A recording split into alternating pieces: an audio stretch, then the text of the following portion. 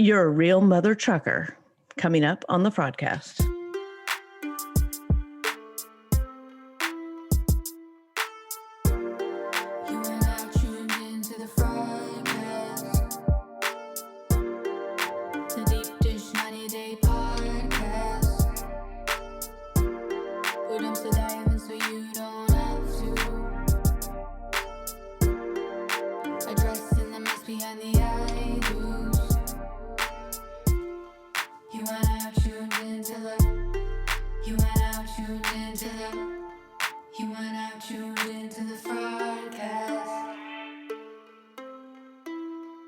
So we had a visit from Mother Mike on this episode. Yeah, and she was actually extremely level-headed. I wasn't sure about that. Very interesting comparison to some of the other moms. Before we get to that, I'm still fully invested in this episode, this season, right? I'm still fully invested. I'm really enjoying seeing what I'm seeing, particularly again from the new couples. Let me start with Brandon and Julia, the elf on the shelf, because the episode opened with her doing all these farm chores and then bitching and complaining to her dad, and then she talked to Brandon about it later, right? What irritated me about all of this was Brandon being like, oh, what's the problem with caring for some cute little animals, as if she's somehow wrong. He's like borderline gaslighting her on this. And the sentiment I saw across social media was generally people were Team Julia, but there's a handful of people who were like, well, she needs to earn her keep. My thought is earning her keep doesn't necessarily mean dusk to dawn or dawn to dusk. I'm sorry. Farm chores. She could be doing other stuff. Why is she in charge of running this whole farm now, this doomsday prepper farm? Yeah, I don't know when you host someone on a K-1 visa, if the terms and conditions underneath is must own their own keep. I mean, I can see it's okay to expect some kind of participation, maybe, or not expect, but encourage some type of participation. Just as a courtesy, it's nice to help out, do the dishes, help make dinner, those kinds of things. We'd like keep the house clean. To make you a part of the family. This is what family activities we're doing, but not holding her to some kind of shift schedule. And from day one, you need to be on the schedule feeding animals and caring for them. I guess that's an interesting perception. You don't see any of the other 90-day couples when they bring someone over putting in work. Right. If she liked the farm, if she liked farming and everything, having her help out would be a different thing. But I feel like the fact that this isn't her dream, this isn't what she wants, this isn't what she was expecting. We don't even know that Brandon told her about the expectation that she was going to work on a farm before she came over. We don't know that he told her anything. So why are we holding her to the standard of, oh, she should be expected to do this stuff? Or are Brandon's parents just that crazy? I don't think Brandon said anything because he probably fell under the same assumptions. I don't know. I mean, that's what he does. Why not? Oh, maybe their perception is this is how we're going to get her used to life here. I don't know. I don't understand. Yeah. But I mean, the way they're so strict in so many ways, they didn't hit it off very well, right? Right. Because from the beginning, expected her to get birth control and we're wanting to put their foot down on how things were going to be. Mm-hmm. And that right off the bat probably set a really sour taste in her mouth to caring about anything else they're doing. Mm-hmm. When you get here, you're supposed to be on the path to getting married. I'm not going to say get to know your fiance because that's not what the 90 days are for, Natalie. The 90 days are mainly for them to get fucking married, as we have said multiple times. Yes. But I don't know. In this case, I don't like how the expectation is for her to do back-breaking labor all day. Shut up, take it, just do it. You need to earn your keep. You know what I mean? Yeah. That's so unwelcoming. And I can see why a lot of the internet's is siding with her, because she's in a very unfair position right now. And Brandon is not standing up to his parents to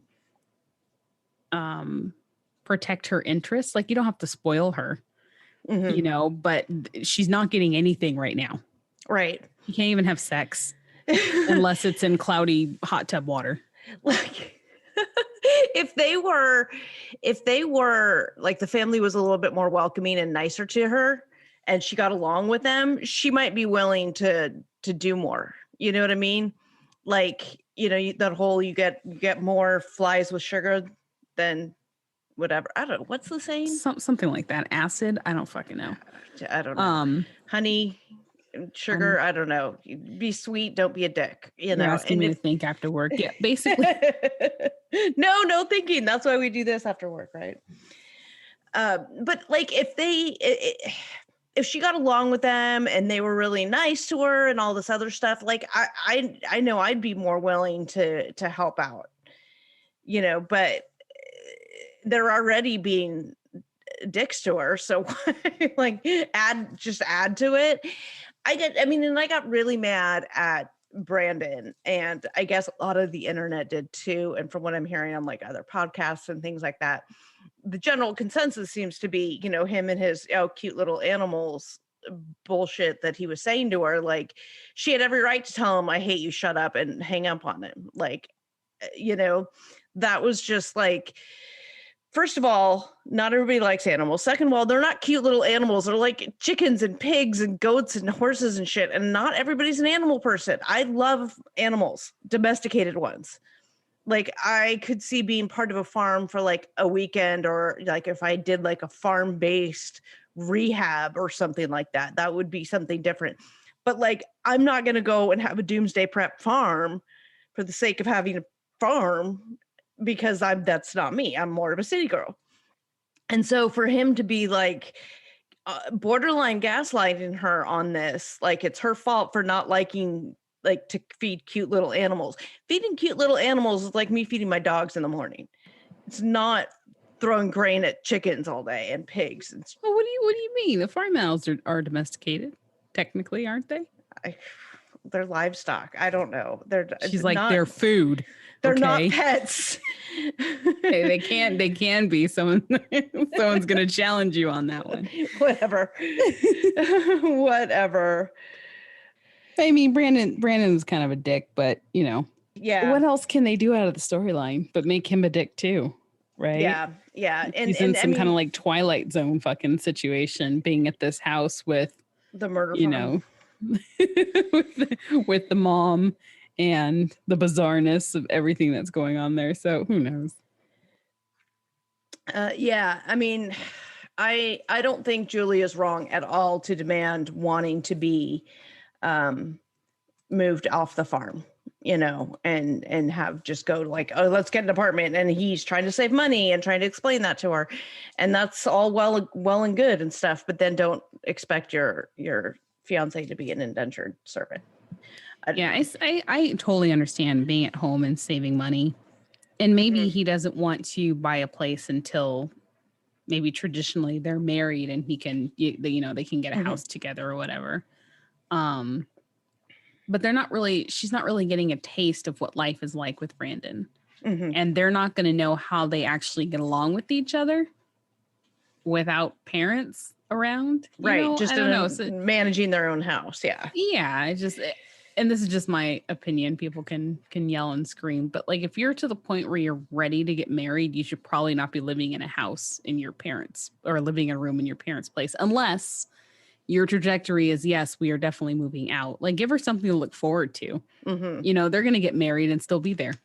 Yeah, probably. Right? Like, we're going to see happily ever after, and they'll still be on the swingers murder farm. They'll still be on the, oh my God. Oh, murder farm now? Yeah, You're killing people now? That's what Aaron and Mary Payne over on Oh Pink my Shade God, call it. that's hilarious. They call it the murder farm, and I'm like, now they're killing. accurate. That's why they have pigs, because pigs eat the evidence. Oh, is that what it is? They're like, Julia, no. the pigs don't need to be fed today. If you guys are looking for a good recap podcast, go listen to Pink Shade, Aaron and Mary Payne. They do great recapping. We don't recap because we're terrible at that. But if you want to listen to recap, go listen to them. Anyway, they call it Murder Farm.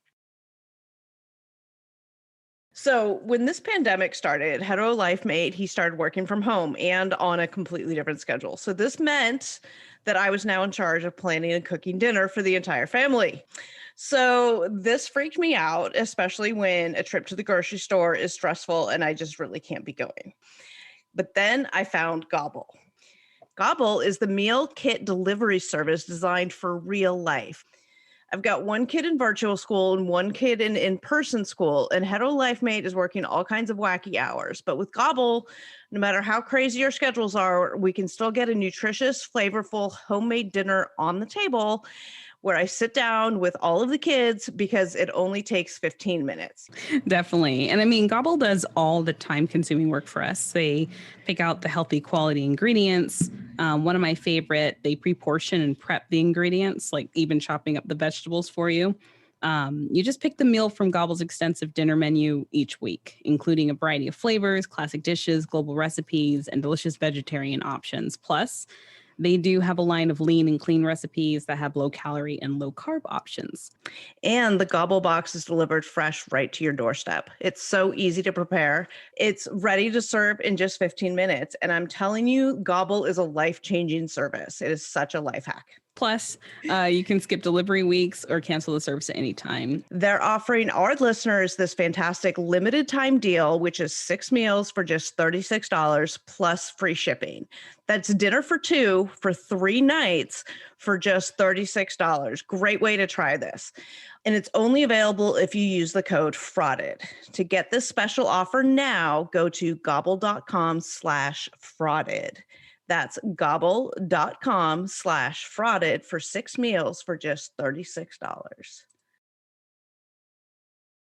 My mind switched to Ryan and Belize, and I was just thinking about how Stephanie is sitting there like, oh, look, I got him this, and this watch matches his pants, and like she got him like this is like her college age son, and she's bringing him all these things. That is the vibe I had. I'm not a mom with a college age son, but that would be the stuff you'd get together, like a little care package. Oh, he needs another watch.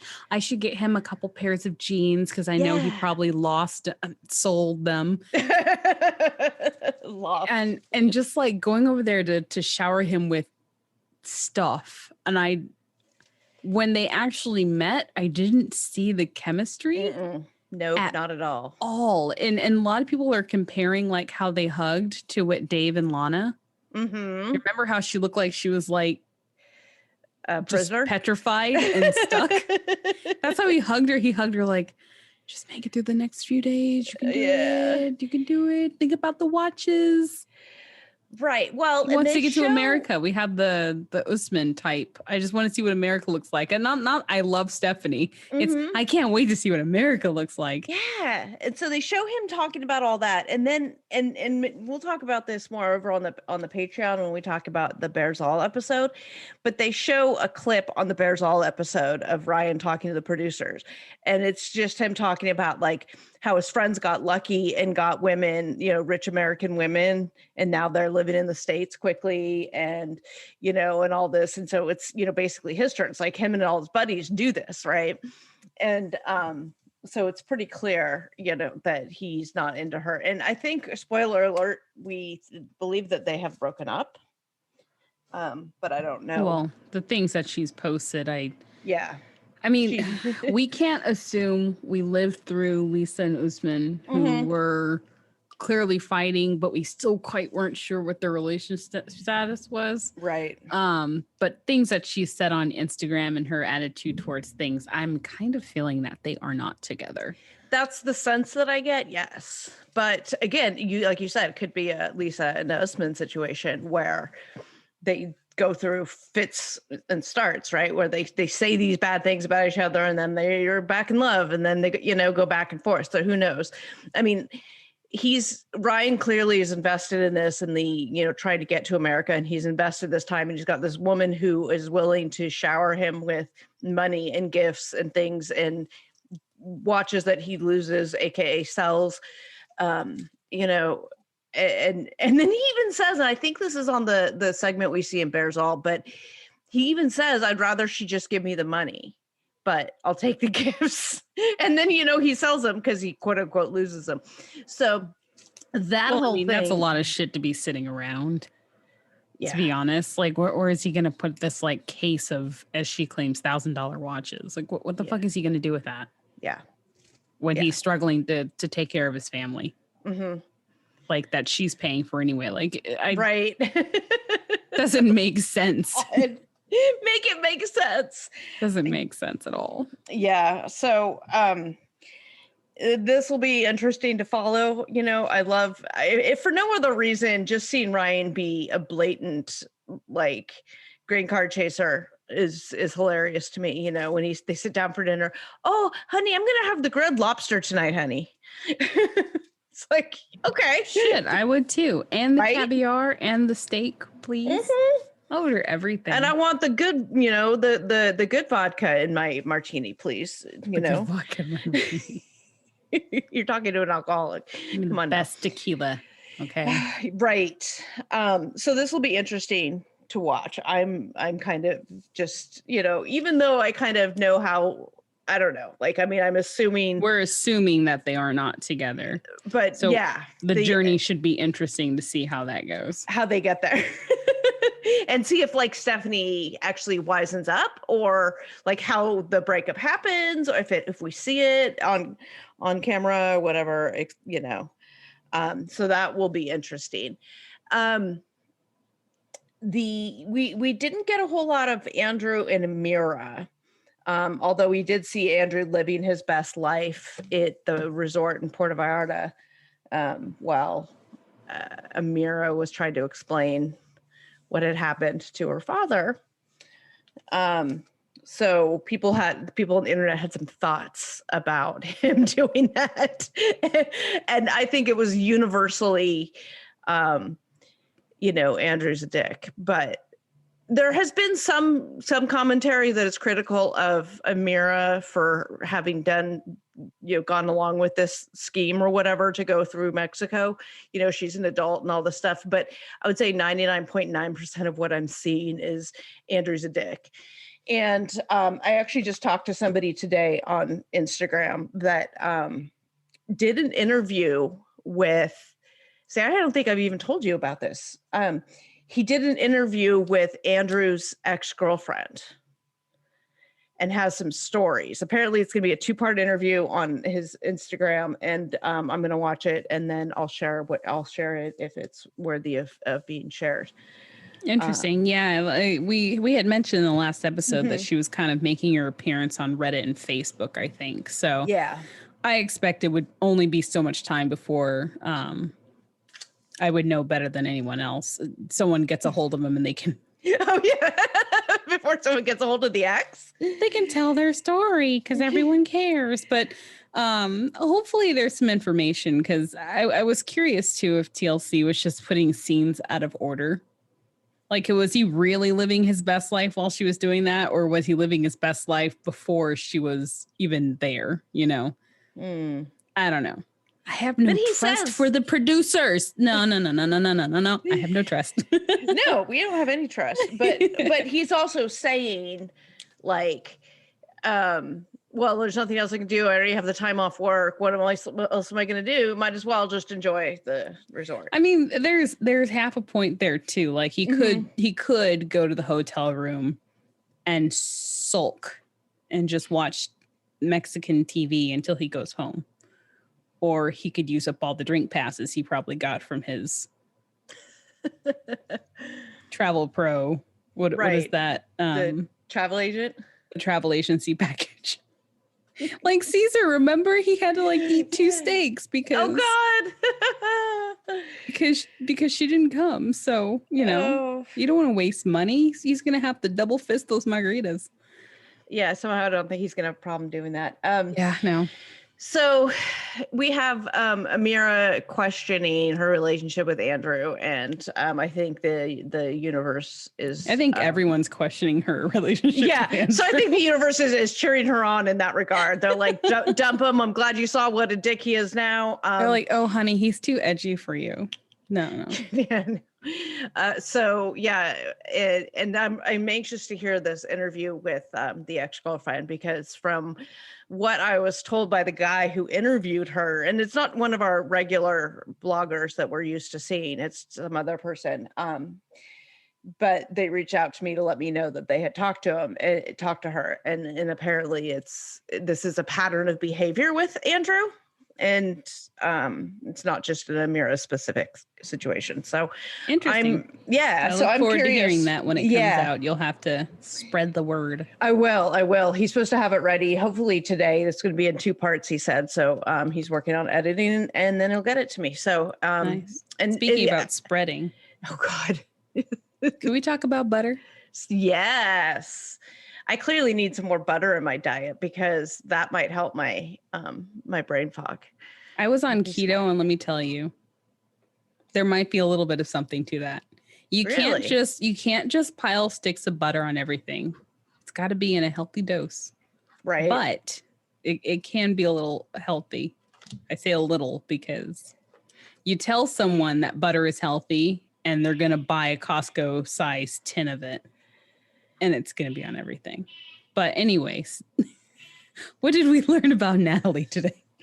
Okay, well, we learned that Natalie can learn. Okay, and we learned that she's kind of a selfish thinker. So my high level thoughts on this were, I was saying last week how the two of Natalie and Mike need like a third party, right? And maybe not an alien, I don't know, somebody who's a third party to help get them to communicate and see each other's points of view. And Mother Mike played that role this week, because they're like at dinner and they're getting along, and Natalie, isn't afraid to tell everybody, including the mailman, that Mike hasn't given her the ring back. So she tells Mother Mike. God. I know. She tells Mother Mike that Mike hasn't given her the ring back, and it upsets her, and it makes her feel insecure and unloved, which is actually the first time we're hearing her express that that's what her concern is. She's insecure, right? And she needs Mike to say, we talked about what love languages. He needs to say those words to her, right? Well, Mother Mike responds by saying, don't you think he was upset when you gave it back to him? And Natalie's like, oh, I didn't even think about that. It's like, well, duh, you selfish twat. and by Mother Mike pointing that out to her, Natalie's like, oh, okay. All right. And she just really wanted like a date set for the wedding. And they were, with having Mother Mike be the arbitrator there, they were able to negotiate a date for the wedding, which made Natalie happy and feel secure and loved. So Mother Mike, despite her very Oklahoma hair, she's got a brain under all that. She was really, I think, this great arbiter of their issues. So I think Mother Mike needs to stick around. That's my thought.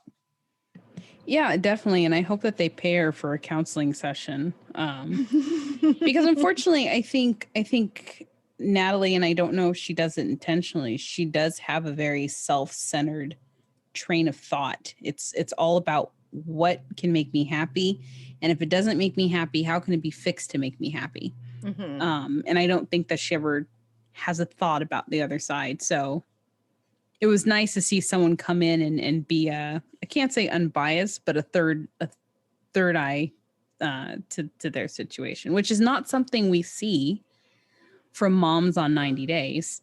Right. All right. So I actually want to take a moment to talk about New Year's resolutions, because my feeling on New Year's resolutions. They're kind of cheesy. We don't really stick to them. By February, the gyms are all empty again. But I have been open to making smaller, impactful changes that I think are just important. I know we joke about husbands buying their wives' workout equipment for Christmas, but my fiance got me a spinning bike for Christmas, and I absolutely love it. I'm totally obsessed. So another thing that you and I have talked about in the same regard is that is increasing and optimizing our vitamin intake. Right, because I've been taking the same prenatals that I have been for the past 5 years. So I'm thinking I should probably start adding like a daily vitamin, maybe something to support my energy, sleep, and something to help me with my fitness goals. And this isn't even, something just short term. I think in the long term as well. Well, that's what's really great about this company called Care of. They are a personalized vitamin company and they offer you this really in depth but short. It's like a 5-minute online quiz. Ask you questions about your diet, your lifestyle, any health concerns you have to help address your specific like wellness goals. And it'll package them all together in a cute little package with your name on it. And one of the things that I really like about it too is that they're very transparent about their research and sourcing behind the ingredients in their products. So it's all nice and clean, and you're not taking like weird stuff from God knows where. Right. And so I took the quiz, which I did find to be pleasant, saying that I don't like quizzes either. And the vitamins they recommended for me was iron, which was in a higher dose that I usually take, rhodiola, superberry, collagen, and a vitamin B12 like energy powder stick that they call extra batteries, which honestly, sometimes that's exactly what I feel like I need. But it's really awesome too, because I think, they make sure you put your name there so that they can put your name on the bag. Like they really customize it and they make it feel like, this it was specifically made for you. Yeah, and it definitely recommended some for me that I hadn't considered in my vitamin regimen before, but that I think would definitely be beneficial to my overall wellness. So I'm excited about this whole company. And they are offering a special for Fraudcast listeners. For 50% off your first order of Care of, go to takecareof.com and enter code Fraudcast50. That's takecareof.com. That is spelled TAKECAREOF.com and enter code Fraudcast50 for 50% off your first order. That's a great deal. Yeah, I think 50%. I mean, and I think it's definitely worth any of our, listeners to try. I think it's always good to add a little extra vitamins in your life. Definitely. And we'll have that linked in the show notes for you as well. What is up with 90 Days portrayal of mother-in-laws? There's only, I can count on less than one hand how many mothers I've seen on the show that are like truly really genuine and caring. And maybe it's the American moms. No, because we have Pedro's mom. Mm-hmm. We have Pedro and Asuela's mom, Lucina. Both are just lunatics. Both of those, but they both have the same, what can you do for me, and the handout for money. Mm-hmm. And I don't know. What are your takeaways on why the moms are portrayed in such a way? Is it just entertainment, or do we think that there's just some really, really stereotypical mother-in-laws out there? I think it's a combination of factors. You have these cast members, like somebody like Colt, who on so many levels is just a horrible person. He's a horrible person in large part because of how he was raised. And who raised him? Mother Debbie, right? So Mother Debbie is going to be awful also, right? Because she raised this person. And so I think you have some of that. I think you have a lot of producers' hand in it. They see this and they're going to exploit it. They're like, oh, this is TV gold, Mother Debbie. And the memes that I've seen about Mother Debbie walked so that Mother Brandon oh my run. God. I know they're making a correlation. Yeah. But like, just kind of like, so in Colt's case, he's not stupid. He wasn't, I don't think she raised him and said, hey, I want you to manipulate women.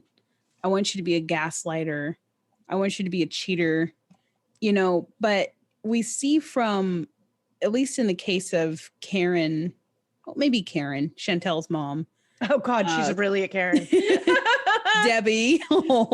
And Brandon's mom, and to some degree Devin's mom, playing that very overprotective, my kid does no wrong, which when their kid is totally in the wrong. Right, which makes it unable for them to see any other perspective. It's all about, well, my kid is hurt, and I don't know. It's just, I don't know where I'm going with it at all. But then you see like Nicole's mom. Yeah.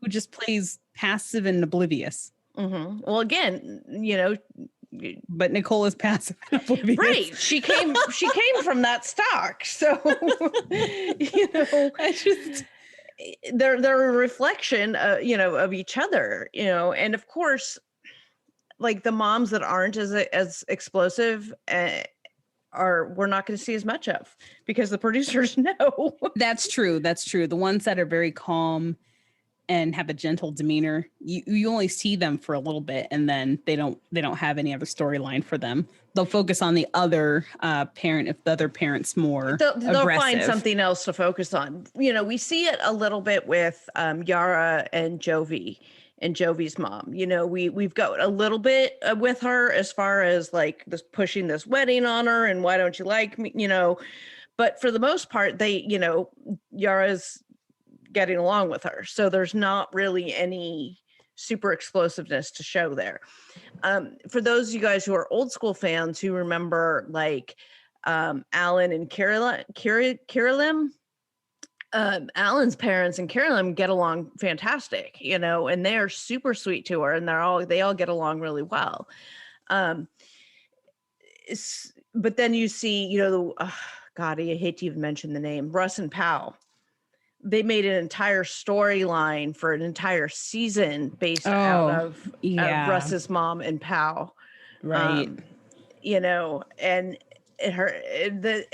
so they I think that they're going to take, when they see these situations, a daughter-in-law and a mother-in-law, right?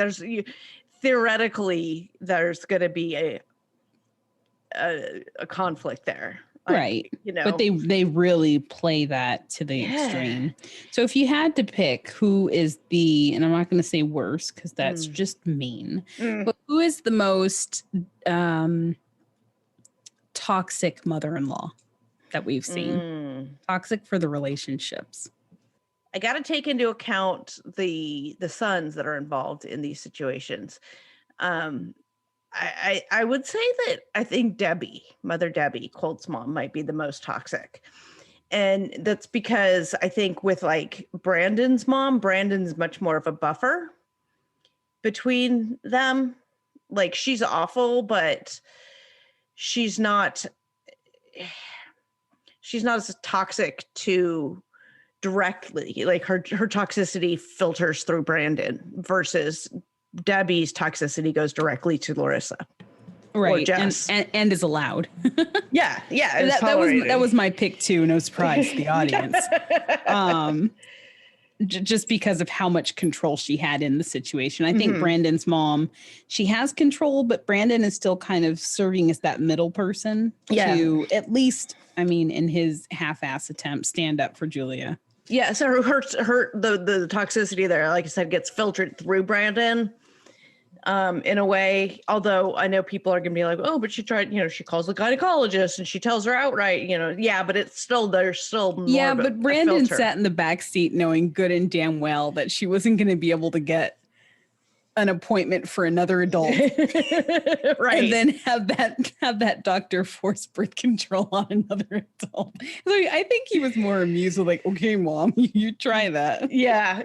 I agree. You pull a Karen now. I agree. Although I think Pedro's mom is pretty toxic as well, but she does a lot of her toxicity from the Dominican, right? So yeah, she's kind of an outside factor while they're in, like, you don't really hear from her. She's like a video call now. Yeah. The same thing with Asuelu's mom, Lucina.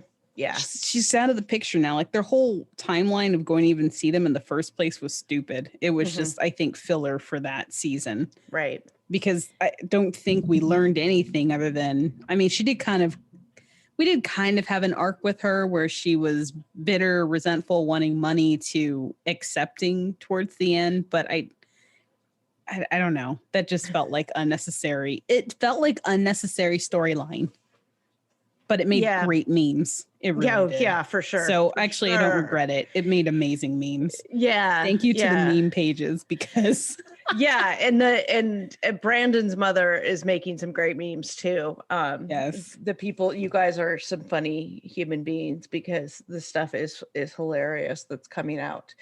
So then on another note, who is the sweetest mother-in-law? Of recent? Of all time, man. Oh God, 90 Day goes back forever. I'd have to go back and look. Okay, how about the past, like, I don't know, 2 years? Oh God. See, my brain, I apparently am not eating enough butter because I can't brain that hard. I can't, I don't know. I'd have to like, I mean, that's going back to season 1 is Alan's mom was really sweet to Carolyn. So she, would be a great mother-in-law. So you recently posted a picture of Amy and Danny's kid, right? Their third baby. Yep. They were on like season 2, right? With one of my all-time favorite seasons. And like his parents, his mom, they were a little bit racist to Amy. And so they were kind of terrible in that way. But his mom was actually kind of sweet with Amy, trying to like make her feel comfortable and all of that. And their choice not to sleep together in the same room and stuff, that was the couple's choice, right? Not the parents forcing that on them. Right. So it was fine in that case. If we don't have a toxic mother-in-law, there's always a toxic sister, right? There's always the relative. Like for me, and we didn't get to see much of her. And when we did, we don't really get a sense of her personality, but she was sweet as far as, but Angela's mom. Oh, yeah. R.I.P. But we didn't get a lot of her in the show, and I don't think her role was meant to be toxic. But yeah, this is kind of where I was thinking. It's didn't see many moms who were like the open arms, accepting, caring. Oh my God, I love this girl or guy. This girl is so great for my son. Yeah. Marry them right away. Yeah, but I do like, I like what we're seeing with Mike's mom, and I want her to stay around and be the couples counselor for them because maybe that's how they get to the aisles because of her. Hey, maybe she just makes Natalie some of that special Washington butter and everything will be okay. Yeah. Just take it down a notch. Just put on the lo-fi. Just relax. I know. Take a few seats and settle. Like you're in Washington, like pot is legal there. Just go like bring yourself down a notch. Maybe smoke a joint or two or something. I don't know what all the terminology is, but no, not healthy. Oh yeah, that's right. Smoking is carbs. Is butter a carb? Oh my God. That's all I have as far as mom conversation. I'd be interested in what the listeners think. Yes. And I've seen some like polls like name the worst mom, like, or if you had to choose a mother-in-law, which one would it be and stuff. And those are all fantastic. Continue, like if you see those out there, send them in. I'd love to repost them. Sound off on what you think on the moms, the toxicity of the moms on 90 Day. That's all we got for you today. And you know what though I want to do real quick? I want to give a big shout out to our Patreon members. We have gotten a bunch lately, and I want to give a quick shout out to all of our new Patreon members. And that would be, God, I'm going to mispronounce this name. Onajimaru, Jennifer, Nicole, Kia, Megan, Austin, Ashley, Bonnie, Kelly, Kirsten, Elizabeth, Suzanne, Morgan, Christina, Rox, Zaira, Kelly, Kelly Zimmer. Oh, Kelly Zimmer had to rejoin. She does a lot of admin stuff for us, and she's battling cancer. She's getting ready to go through a stem cell transplant. So many thoughts to her. Linda, Brittany, Rossio, Michelle, Emma, Marielle, Megan. Yeah. Thank you guys. You guys have all joined in the last month, and thank you so much for joining us. We are currently discussing 90 Day Fiance Bears All over on our Patreon. It's patreon.com/the Fraudcast. If you want to go hear us talk about that, the Bears All is covered on Discovery Plus. So if you want to hear our thoughts on that, join us over on the Patreon. Thank you guys for listening to us today. If you like us, please make sure to rate, review, and subscribe. It helps a lot. Thank you guys for joining us. That's all we got. We are the Fraudcast, and we're dumpster diving, so you don't have to.